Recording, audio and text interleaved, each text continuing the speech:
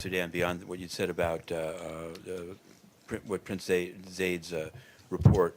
One is this report that in the camps, in light of the recent violence, that people that have gone into them weren't in fact registered as basically in order to have food delivered to them, to be registered, to get bigger WFP, and that this is in fact leaving some of them without food, and so they have to go out of the camp and put them at risk. The second question I have is from an UNMISS memo that I've obtained and published, which says that on August 3rd, an UNMISS military personnel was stopped at the airport by the government, computer, laptop, and phone all taken. UNDSS is aware of it, and I wanted to know what is the protocol for a member state to take electronics, presumably including secret information, from UNMISS military personnel, and what is the UN doing in this case, both to protest it and to make sure the information is not misused?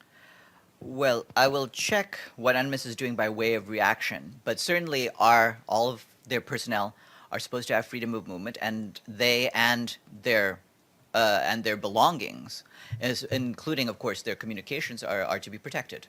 This one, I just want to ask you, because what it says is that this was taken because they were taking photographs inside the airport. So I wanted to know, does your interpretation of freedom of movement and freedom of action include taking photographs inside the airport, which is the government's rationale? We would have to see whether the actions taken by staff are appropriate, but certainly the government knows of what its obligations are under the status of forces agreement, but also, of course, UN personnel are, wherever they go, are supposed to have freedom of movement if they go in accordance with their work responsibilities. And the registration? Did you have an answer on that? On whether the IDPs that have gone into the camp in the last weeks are registered? I mean, if I hear otherwise, I can let you know. But as far as I'm aware, at all protection of civilian sites, the registration continues.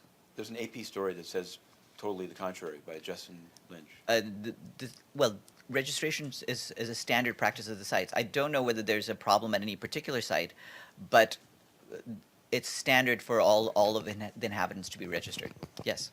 Sure. I wanted to ask you, in Burundi, among the various things happening is a move by the government to either disbar or arrest a number of human rights lawyers that have both advocated for victims of torture and other abuse, and have been pretty high profile internationally, sending out reports, including Vital Nishirimana. And so I wanted to know, since you have a team on the ground there, what is and there seems to be a feeling that human rights defenders and lawyers that work on that should be defended. What has the UN done in this public announcement by the government that they should all be disbarred?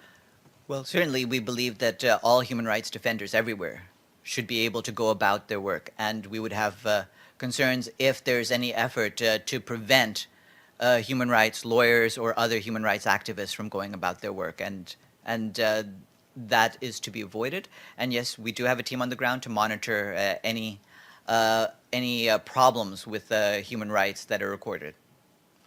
I thought you might have it. Yesterday I'd asked Stefan, and he'd said it was not an unfair question, whether the Secretary General approved the service of Jane Holl Lute on yes. Union Pacific's board. Yeah, yes, we've checked, and the answer is yes, she did seek approval and did receive it. And what I wanted to ask, I have a second question, which is that is Mr. Seung-Soo still the Special Advisor on Water and Risk Reduction?